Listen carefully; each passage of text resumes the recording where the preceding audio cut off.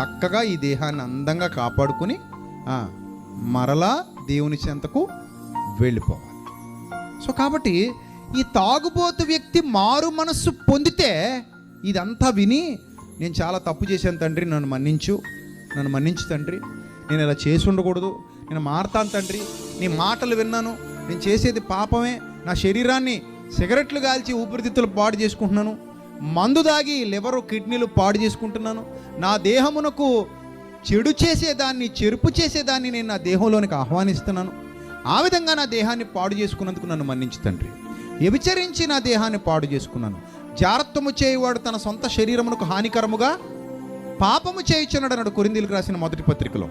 భోజన పదార్థములు కడుపు భోజన పదార్థములకును నియమింపబడి ఉన్నవి, దేవుడు దానిని వాటిని నాశనము చేయును, దేహము జారత్వము నిమిత్తము కాదు.